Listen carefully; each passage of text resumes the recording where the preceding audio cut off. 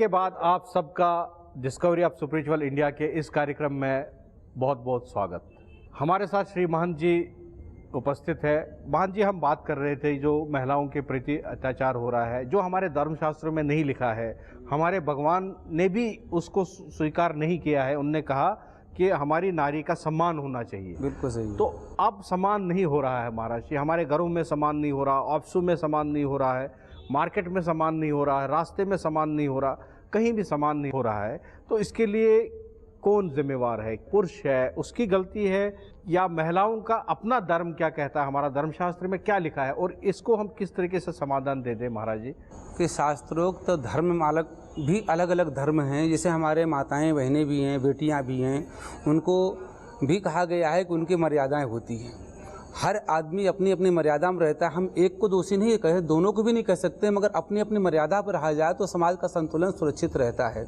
आज के समाज के जो कल्चर हैं उसको देखते हुए देखा जाए तो कहीं बलात्कार, कहीं कुछ तो उसमें कहीं हम भी जिम्मेदार हैं। हम डायरेक्ट एक पे नहीं कह सकता हूँ, पर कहीं ना कहीं कुछ ना कुछ हमारी भी माताओं बहनों का भी देखा जाए तो उसमें कुछ ना कुछ तो होगा 19-20। तो इसलिए ऐसे सभ्यता में ऐसे वस्त्र भी रहें, ऐसे ये भी रहें कि कल कोई भी उंगली ना उठा सके। और मातृ या देवी शक्ति जो भी है, देखिए कहा गया है कि उनको माँ, बहन, बेटी, पुत्री कहीं इनका पद है। उसके नाते किसी की बहन है तो किसी की बेटी है, किसी की माँ है तो किसी के पुत्र वधू भी है। मतलब इनके कई रास्ते हैं, कई इनका सम्मान का दर्जा है, कई प्रकार से इनका सम्मान होता है। तो उस आदर को बना के चलें कि ताकि कल कोई भी उंगली ना उठा सके। और इनको भी कहा गया है, पुरुष वर्ग को भी कहा गया है, मातृ दूसरे की पत्नी हो, चाहे बेटी हो, चाहे उसको अपनी मान कर चलें तो कभी भी ऐसी भावना नहीं होगी। अब जैसे मान कर चलिए, कल मैं किसी को देखता हूँ, 1 मिनट के लिए मान कर चलो, उदाहरण बता रहा हूँ, तो मुझे भी सोचना चाहिए मेरी भी माँ बहन है, बेटी हैं, कल मेरे साथ ऐसा होगा तो मुझे बर्दाश्त होगा क्या? तो अपने को भी सोचना चाहिए। मातृवर परदारिसु कहा गया, पर द्रव्यश्लोष्टवत आत्मोत्सर्भूतेषु या पश्यति स पंडिता। मतलब किसी के माँ बहन बेटी को कम से कम अपने के समान मान के चलें कि जैसे दूसरे की माँ बहन बेटी वैसे मेरी माँ बहन बेटी भी है। जैसे मैं अपने चाहता हूँ कि हमारी माँ बहन बेटी का आदर हो, सत्कार हो, उसी प्रकार उनका भी आदर हो। तो हम आदर करेंगे तो ही आदर मिलेगा। अगर मान के चलिए मैं किसी के साथ ऐसा करता हूँ, कल हमारे घर में ऐसा हो सकता है। तो अन्याय जो करता है उसका खुल के विरोध भी करना चाहिए। तो वो नारी धर्म है क्या महाराज जी? हमारे शास्त्रों में नारी धर्म क्या कहता है? नारी धर्म के लिए कहा गया है, देखिए शास्त्रों तो कई चीज़ कहा गया है कि नार धर्म पति की सेवा करना भी है, और उसके लिए पिता की सेवा और ससुर की सेवा भी करना है, अपने मर्यादा में रहकर सास की सेवा भी करना है, अपने आने वाली पीढ़ी को भी भविष्य उज्जवल करना है, और ये भी सनातन धर्म को बचाना भी है। तो ऐसा भी होता है कि जैसे हम रहेंगे, हम अगर स्वच्छ हैं, अच्छे हैं, हमारी नीति डगमगाती नहीं तो सामने वाला हमारा कुछ नहीं बिगाड़ सकता। महाराज जी, हमने भी बहुत सारी इस तरीके की हमारे उदाहरण सुने कि महिषासुर का वध किया माता ने जी, और वैसे ही वैष्णो देवी माता ने एक राक्षस का वध किया। हाँ, बराबर है। और वैसे ही नैना देवी ने भी वध किया। तो उनमें क्या शक्तियाँ थी, उनमें क्या ऐसा धर्म था, क्या धर्म का पालन करते थे कि वो राक्षसों का वध करके खत्म करते थे महाराज जी? अब एक बात बताऊं, नारियों को कहा गया है कि अगर ये सरल स्वभाव हैं तो मातृ हैं, वत्सला हैं, दयामयी हैं, मगर जब ये संघर्ष करते करते जब आदमी के अत्याचार का अंत हो जाता है तब ये उग्र रूप धारण कर लेते, तो उसमें चंडिका रूप भी कही जाती हैं, माँ काली भी कही जाती है उनको। तो कोई भी अत्याचार करते मतलब बार बार हो रहा है, उसको सहन करते करते आदमी थक जाता है तो उसमें उसका उग्र स्वरूप हो जाता है। और उग्र स्वरूप होने के बाद फिर उनके सामने कोई टिक नहीं पाता है। अब माता जी, चाहे आप दुर्गा जी के देख लीजिए, महिषासुर का प्रस्ताव आया उस पर भी उन्होंने शांति से निपटा है, और चंडमुंड का भी आया है उसमें भी उन्होंने, निशुम्भ का भी आया उसमें भी उन्होंने ही बात कहा है। तो जहाँ सरलता से काम चल जाता है वहाँ पर संघर्ष करने का आवश्यकता नहीं, पर जब देखा कि ये सरलता से सामने आने वाला नहीं है तब उन्होंने फिर टेढ़ी उंगली करना शुरू किया। तब लास्ट में इनका संहार किया उन्होंने। अद्भुत रामायण में पढ़ने को मिला था कि भगवान श्री राघवेंद्र जी लंका विजय किए थे, उसके बाद वहाँ पूरा दरबार बैठा हुआ था। तो भगवान राघवेंद्र एक कौतुक किए कि देवी, मैं असुरों को पृथ्वी से हीन कर दिया हूँ, आप मेरी भुजा का पूजन कर दीजिए।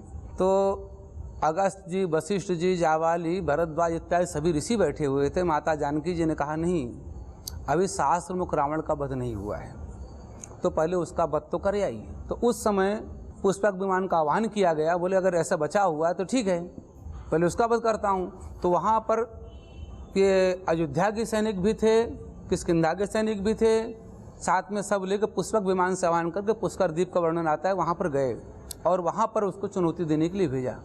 तो वहाँ से जब भेजा, युद्ध के लिए तैयारी हुई, तो उन्होंने कहा हमारे मौसी के लड़कों को आपने मारा, रावण का वध किया, मैंने कुछ नहीं बोला है, मगर आज हमारे ऊपर आप ऐसे एक प्रस्ताव लेके आ रहे हैं तो हम बैठूंगा नहीं।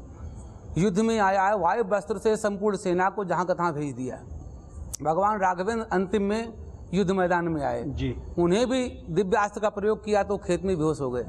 इसके बाद जब वशिष्ठ जी अगस्त जी महाराज से मिलकर माता जानकी जी वहीं बैठी हुई थी विमान पर, तो उनको ताना मारा कि आप अपने सुहाग को भी लूट गई, आप ऐसे बात नहीं कहते तो अयोध्या में राघवेंद्र सरकार रहते तो आनंद मंगल था, हम लोग को कुछ नहीं होता, तो आज आपने पति को ही ले लिया। उस समय माता जी को बहुत क्रोध आया था। क्रोध आने के बाद उन्होंने युद्ध में विमान से नीचे आई और अपने आवेश में आके जटाओं को उन्होंने पटका है, तो उसमें उनका चंडिका रूप धारण हुआ है और उनसे साहस शक्तियाँ प्रकट हुई हैं। तो कहा गया है कि देवी को कभी कभी चंडी रूप भी कहा जाता है। तो उस समय माता जानकी जी ने सहस्त्र रावण का वध किया है। उस समय वध करने के बाद इतना क्रोध आएगा कि हमारा पति नहीं तो कोई भी संसार में रहेगा नहीं, एक रूप से विनाश चालू हो गया था। जब भगवान राघवेंद्र होश में आए तब ऋषियों ने जाकर प्रार्थना की है कि भगवान, तो बोले क्या हुआ? बोले जानकी जी इस समय चंडिका रूप धारण कर चुकी हैं, उनको रोकना मुश्किल है। तो भगवान शिव से प्रार्थना की, भगवान आप ही उनको रोक सकते हैं, न तो हम लोग नहीं रोक पाएंगे। तो क्या है, जानकी जी भगवान शिव जी को एक इष्ट रूप में मानती हैं। बिल्कुल महाराज। तो इसलिए जब भगवान शंकर जी से निवेदन किया, भगवान ये महाकाली का रूप जो है संहार का स्वरूप धारण कर चुकी हैं आदिशक्ति, तो आप ही इनका मार्ग रोक सकते हैं। तो उस समय भगवान शंकर जी उनके मार्ग में सो गए थे। तो जिस समय आगे गई हैं और उन्होंने ऊपर देखते हुए जब चरण पड़ा है, तो भगवान जैसे उन्होंने राम राम किया तो उनकी दृष्टि नीचे पड़ी, उसमें शर्म से जीभ उनकी बढ़ गई कहा गया है। तो उन्होंने कहा कि माता जी अब कृपा करके ही इसी रूप में विराजिए आप। तो कहा गया है कि देवी जो हैं ये आदि शक्ति हैं, उन्हीं के अंशभूता हैं। माना जाए तो प्रकृति और पुरुष दोनों के द्वारा ही सृष्टि का संचालन चलता है और इसमें भेदभाव भी नहीं करना चाहिए। जैसे कि एक अंग अगर रखा जाए दूसरा अंग से काम नहीं हो सकता है। शरीर के अंग दोनों संग चलाने के लिए दोनों अनिवार्य है। एक गाड़ी के दो पहिया रहेंगे तो समानता रहेगी। उसी प्रकार स्त्री पुरुष का जोड़ा भगवान ने जो बनाया है सृष्टि के संचालन के लिए, ये दोनों का संतुलन रहना सही है। महाराज जी, यहाँ पर आप नारी धर्म के बारे में हमने चर्चा की है, पुरुष धर्म क्या है गृहस्थ चलाने के लिए? हमारे शास्त्रों में कहा गया है सर्वप्रथम पहले धर्म का स्थान में दिया गया है, पुरुषार्थ कि उसमें धर्म विद्या ये सब अध्ययन करना चाहिए। ये बचपन का पहला हमारा नियम कि शास्त्रों का अध्ययन और धर्म का ज्ञान ये बचपन से लेकर के 16, 18, 20 तक यही किया जाता था पहले भी। अच्छा, ये हो गया धर्म का। इसके बाद में फिर होता था अर्थ का कि किस प्रकार से अर्थोपार्जन करना चाहिए जिससे हमारी जीविका चले, हमारा परिवार चले, हमारे माँ बाप की सेवा हो, हमारे संतान की वृद्धि हो। तो ये कहा गया है अर्थ का। अब इसके बाद में रहा काम, फिर ये हो गया सांसारिक सृष्टि का, अपनी इच्छाओं का भी, वासनाओं के से लेकर के संसार से लेकर लोक पौलिक, इसमें काफ़ी चीज़ आ जाते हैं। फिर लास्ट का राज सब कुछ करने के बाद में एक में होता था मोक्ष। जब चौथापन आता था तो इसलिए हमारे यहाँ ब्रह्मचर्य जो है ये 4 आश्रम पाए गए हैं। ब्रह्मचर्य, फिर ये गृहस्थ, वानप्रस्थ और सन्यास, ये 4 आश्रम शास्त्रोक्त बताए गए हैं। इनमें चारों में क्रमशः जाया जाता है। जैसे हमारे पहले भी राघवेंद्र जी का ले लीजिए या किसी का ले लीजिए, तो पहले बचपन से ये विद्या अध्ययन करने गुरुगृह जाते थे। गुरुगृह गए, पढ़न रघुराई, अल्पकाल विद्या सब आई, तो वहाँ जाकर विद्या अध्ययन करते थे। उसी समय उनको सब शास्त्र का ज्ञान कराया जाता था कि किस प्रकार धर्म से चलना चाहिए, माँ बाप की सेवा करना चाहिए, गुरुओं का सम्मान करना चाहिए, बड़ों का आदर करना चाहिए और अपने से छोटों का भी सम्मान और स्नेह करना चाहिए। ये वहाँ सिखाया जाता था। उसके बाद होता है फिर इसका विवाह का कार्यक्रम। तो उसमें जब पहले अर्थ की व्यवस्था कर लिया, सीखने के बाद क्या होता है प्रैक्टिकल कि अब ये अर्थ का उपार्जन का रास्ता निकालो। तो उसके होने के बाद होता था कि ये हो गया अब अपने परिवार को बढ़ाने के लिए कि ये पितृ ऋण है। एक तो हो गया ऋषि ऋण, माना जाए तो विद्या अध्ययन किए तो वहाँ पर। इसके बाद में आपका हो गया अर्थ का। अब हो गया पितरों का उद्धार करने के लिए, अपने संतान वृद्धि के लिए दाम्पत्य जीवन स्वीकार किया जाता था। उनका धर्म है। जी। अब ये करने के बाद में अपने संतान भी हो गए, सब कुछ हो गया भगवान कृपा से। आज बच्चों की शादी भी कर दिए, तो मुझे जो जिम्मेदारी भगवान ने दिया था वो पूर्ण हो गई। तो अब क्या हुआ वानप्रस्थ का कि पति पत्नी दोनों जाकर के वन में पहले भजन करते थे, जिस प्रकार गांधारी और धृतराष्ट्र वगैरह गए थे राज करने के बाद में। अच्छा, या फिर डायरेक्ट संन्यास में प्रवेश किया जाता था। तो ज्ञान मार्ग से अर्जन करते हैं भगवत प्राप्ति के लिए मोक्ष मार्ग का है।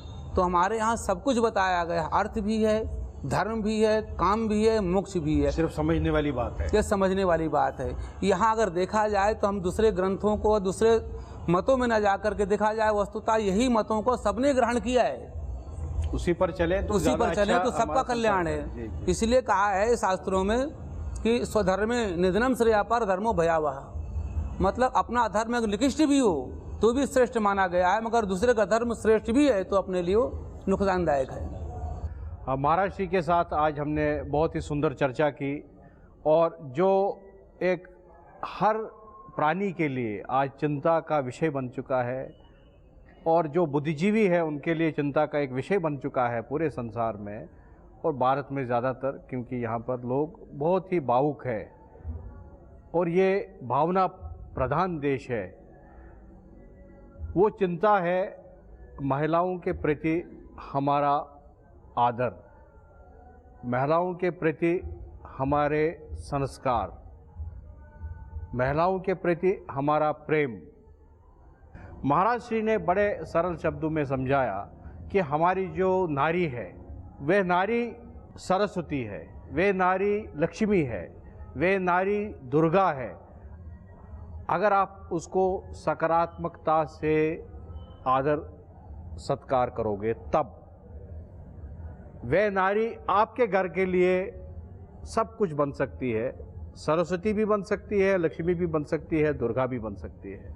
लेकिन जब आप उसी नारी के प्रति अत्याचार करोगे, उनको परेशान करोगे, तो वो चंडी का रूप धारण करके सर्वनाश भी करती है। धर्म का मतलब ये नहीं है कि आप धर्म ग्रंथ ही पढ़ते रहें। धर्म का मतलब ये है कि आप अपनी ड्यूटी का, जिम्मेवारी का अच्छी तरह से रिस्पॉन्सिबिलिटी निभा के आगे बढ़े। धर्म को आप ये समझे कि आपको भौतिक शिक्षा और आध्यात्मिक शिक्षा का ग्रहण दोनों का करना चाहिए, आपको भी आपके बच्चों को भी, तभी आप धार्मिक कहलाएंगे। हमारे सभी धर्म गुरुओं ने भौतिकवाद को भी अपनाया, आगे बढ़े, और आध्यात्मिकवाद को भी अपना के आगे बढ़े। अगर वो भौतिकवाद को नहीं अपनाते तो ये संसार का निर्माण नहीं होता, ये सृष्टि नहीं बनती। इससे पहले मैं इस आज की चर्चा को यहाँ पर विराम दूं, मैं महाराज श्री का बहुत बहुत धन्यवाद देना चाहता हूँ। महाराज श्री, बहुत अच्छा लगा। धन्यवाद। और कि ऐसे ये धार्मिक और शास्त्रोक्त चर्चा की जा रही है, ये सबके लिए कल्याणकारी है। बोलिए हर हर महादेव। त्र्यंबकेश्वर महाराज की जय।